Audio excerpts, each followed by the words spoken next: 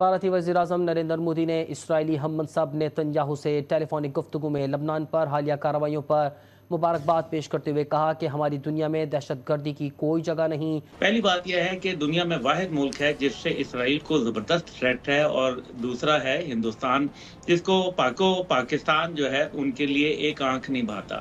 میں سمجھتا ہوں کہ پاکستان کو بھی وہ ڈی اسٹیبلائز کرنے کی کوشش کریں گے۔ آپ پہ لازم ہے کہ آپ فلسطین کے مسلمانوں کی مدد کریں، اسرائیل کو دھمکی دیں، بے شک اس کو جا کے اگر ہٹ مارنا پڑے جیسے ہم نے پہلے مار کے گرایا تھا، کریں جا کے۔ آپ اتنی بڑی کاز جو ہے اس کے خلاف اسرائیل امریکہ اور اپنے حواریوں کی سپورٹ کے ساتھ ایک پوری قوم کو ختم کرنے کے درپے ہے، لیکن ہماری مسلم قیادت جو ہے وہ کس بے حسی کی نیند سوئی ہوئی، یہ ماتم اور یہ نوحہ تو ہم پڑھتے رہیں گے جب تک ہماری جان ہے۔ جا کر غزہ کے اندر سپلائیز ڈراپ کریں، آپ نیول شپ بھیجیں، بیٹل شپ بھیجیں، دیکھیں کس کا باپ روکتا ہے تو بتائیں، جرت ہے کسی کی روک کے دکھائیں، اس کو نیوکلیئر کور دیں، بے شک ہم ایک صحیح حد تک ہم جائیں گے۔ کیا 20 لاکھ مسلمانوں کو ذبح ہوتے دیکھ لیں؟ اور پاکستان کو ان کے لیے ہمیشہ ایک کانسٹنٹ تھریٹ ہے۔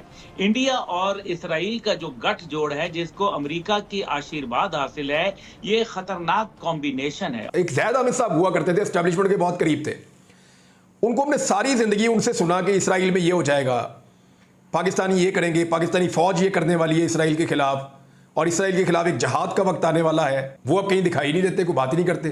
پہلے وہ بندوقیں لے کے پلاٹوں میں بھاگ رہے ہوتے تھے، کبھی ادھر کبھی ادھر، میں یہ کر دوں گا وہ کر دوں گا، لیکن غائب ہے۔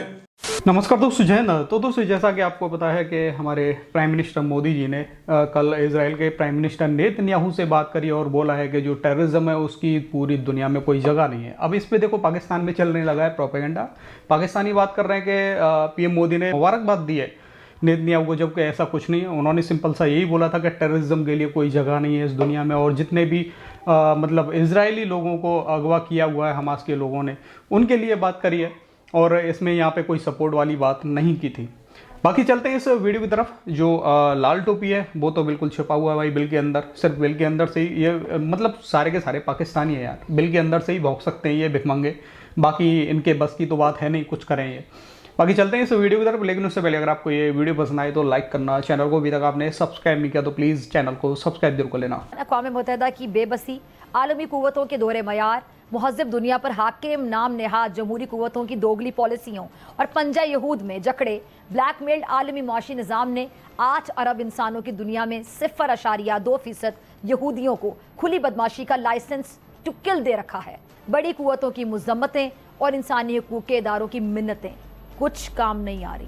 اسرائیلی طیارے بارود لاتے آتے ہیں اور پھر کیلنڈر پر ایک اور سیاہ دن کا اضافہ کر کے یوں پلٹتے ہیں کہ پیچھے کٹے پھٹے بدن، بچ رہنے والوں کی آہیں اور زخمیوں کی کراہیں، سسکیاں اور ایمبولینسوں کے سائرن، مرنے والوں کے بکھرے اعضاء، نیوز چینلز کی ہیڈ لائنز اور سوشل میڈیا کی لہو بھری تصاویر اور تحریریں رہ جاتی ہیں۔ دنیا بھر میں اسرائیلی فرعونیت کے خلاف احتجاج ہو رہا ہے، ریلیاں، جلسے جلوس ہو رہے ہیں، جنہیں جوتے کی نوک پر رکھتے ہوئے نیتن یاہو جنگ کا دائرہ بڑھاتا جا رہا ہے۔ اب غزہ کے بعد آپ دیکھ رہے ہیں کہ لبنان بھی نشانے پر ہے۔ حزب اللہ کے سربراہ حسن نصر اللہ کو بیروت میں ان کے زیر زمین ہیڈ کوارٹر پر حملے میں شہید کرنے کے بعد اسرائیلی طیاروں نے لبنان پر تابڑ توڑ حملے شروع کر رکھے ہیں، اور گزشتہ اگر 24 گھنٹوں کی میں بات کروں تو 105 لبنانی شہری شہید ہو چکے ہیں، اور یہ جو جنگ کا جو دائرہ کار ہے یہ بڑھتا ہوا دکھائی دے رہا ہے۔ آپ پہ لازم ہے کہ آپ فلسطین کے مسلمانوں کی مدد کریں، اسرائیل کو دھمکی دیں، بے شک اس کو جا کے اگر ہٹ مارنا پڑے جیسے ہم نے پہلے مار کے گرایا تھا، کریں جا کے۔ آپ یہ کچھ عرصے میں رفح کے اندر اپنی فائنل اسالٹ شروع کریں گے۔ مصر نے دیوار بنا کے کھڑی کر دی ہے، آپ مصر سے بات کریں، آپ اردن سے بات کریں۔ اردن چند ایک جہاز ایئر ڈراپ کیے ہیں انہوں نے نارتھ غزہ میں سپلائیز کے، پراپرلی اگر ہم بات کریں تو سینکڑوں جہاز، ہمیں پورا ایئر برج بنانے کی ضرورت ہے کہ جو ہم جا کر غزہ کے اندر سپلائیز ڈراپ کریں۔ آپ نیول شپ بھیجیں، بیٹل شپ بھیجیں، دیکھیں کس کا باپ روکتا ہے تو بتائیں، جرت ہے کسی کی روک کے دکھائیں، اس کو نیوکلیئر کور دیں، بے شک ہم ایک صحیح حد تک ہم جائیں گے۔ کیا 20 لاکھ مسلمانوں کو ذبح ہوتے دیکھ لیں اور ہم اسرائیل کو دھمکی بھی نہ دیں؟ اس وقت کوئی ملک اسرائیل کو دھمکی نہیں دے رہا، اور وہ صرف پاکستان سے خوف زدہ ہے۔ فلسطینی دنیا میں کسی ملک کی جانب نہیں دیکھ رہے، پاکستان کی جانب دیکھ رہے ہیں۔ فلسطینیوں نے یہ تک کہا تھا کہ ہانیہ کا بیان تھا کہ اگر پاکستان صرف ایک دھمکی دے دے تو اسرائیل جنگ روک دے گا، اور اسرائیل تو ہمارے خلاف ویسے ہی حالت جنگ میں ہے۔ انڈیا کی किस तरीके से इंडिया को वो असला सप्लाई कर रहा है। कश्मीर में इसराइल मौजूद है, 71 में मशरकी पाकिस्तान तोड़ने में इसराइल का किरदार था। इसराइल तो हमारा एक डिक्लेयर्ड एनिमी है, फिर हम किस बात का लिहाज कर रहे हैं? वो तो हमारे खिलाफ जंगें कर रहे हैं और माजी में हमने आगे बढ़ कर उनकी सरहदों के पास जाकर उनको मारा है। और अब तो जैसे कहा, अल्लाह ने हमें न्यूक्लियर मिसाइल भी दिए हैं, न्यूक्लियर वेपन्स भी दिए हैं, हमारे पास वेपन प्रोग्राम्स भी इतना स्ट्रांग है कि अब हम अमेरिकन पर डिपेंडेंट नहीं है। हमारे पास चाइनीज वेपन सिस्टम प्लेटफॉर्म्स भी हैं, पहले में F-16 की वजह से मजबूर हो जाते थे। आपके पास वक्त ज्यादा नहीं है। अगर गजा के मुसलमान ज़िबा हो गए, अगर गजा का फॉल हो गया, अगर गजा के मुसलमान तबाह बर्बाद कर दिए गए, उसके बाद सईदी रसूलुल्लाह की ये उम्मत मुसलमान हुक्मरानों को कभी माफ नहीं करेगी, अल्लाह उसके रसूल माफ नहीं करेंगे। हम शुरू से बात कर रहे थे कि ये जो जंग है अभी बढ़ती चली जाएगी, इसका दायरा कार बढ़ता चला जाएगा और हम खुदा ना खास्ता का लफ्ज़ हमेशा इस्तेमाल करते रहे, लेकिन आज ये दायरा बढ़ता हुआ दिखाई दे रहा है। खुदा ना खास्ता इससे आगे भी जाता दिखाई देता है। देखें डॉक्टर साहब, बात यह है कि बिल्कुल जैसे असेसमेंट थी कि बढ़ेगा, वो बढ़ रहा है, लेकिन इससे दो किस्म के पहलू हैं जिनके ऊपर बड़ा गौर करना है। जी। पहली बात यह है कि दुनिया में वाहिद मुल्क है जिससे इसराइल को जबरदस्त थ्रेट है, और दूसरा है हिंदुस्तान, जिसको पाकिस्तान जो है उनके लिए एक आंख नहीं भाता।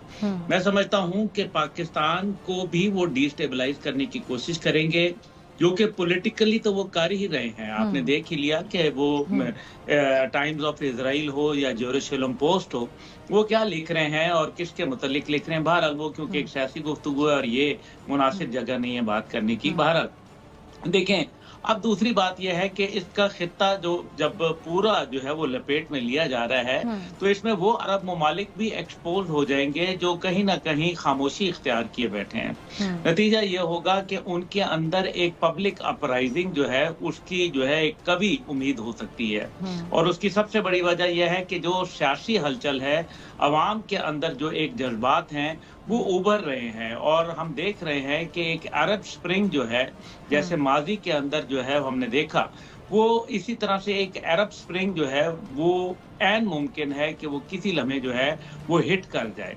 और क्योंकि जुल्म और सितम इतना बढ़ रहा है और खित्ते के अंदर तमाम अतराफ बढ़ रहा है, यानी कि लबनान की तरफ है, फिर उसके बाद आप देखें यमन के ऊपर हमला कर दिया, फिर उसके बाद जो है अभी इराक है, इसी तरह से शाम है, तो ये खित्ता जो है ये लपेट में आ रहा है। और फिर सबसे बड़ी बात यह है कि अभी ईरान के जो सुप्रीम लीडर हैं आयतुल्लाह खामेनाई को उन्होंने महफूज मुकाम पर मुंतकिल कर, मतलब यह है कि वो पहले जिस मुकाम पे थे वो गैर महफूज था। जो सियासी इख्तिलाफ हमारा हो, लेकिन हर पाकिस्तानी गजा पर रो रहा है और सब ये सवाल करते हैं कि पाक फौज क्यों खामोश है।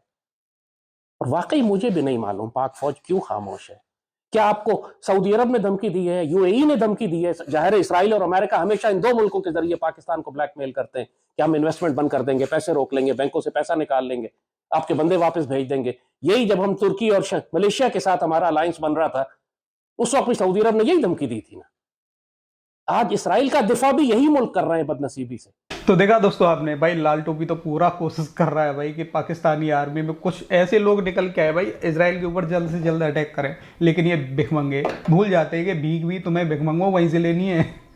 इजराइल, यूएसए, उन्हीं की मदद से तुम्हें भीख मिलती है।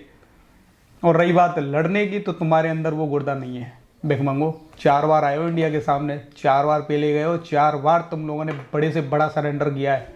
बात करते हैं लड़ने की, वो भी किसके खिलाफ? इजराइल के खिलाफ। बाकी दोस्तों आपका क्या कहना है, अपनी राय कमेंट में जरूर देना। वीडियो पसंद आई तो लाइक कर देना। फिर मिलते हैं किसी नेक्स्ट वीडियो में, तब तक के लिए जय हिंद, जय भारत।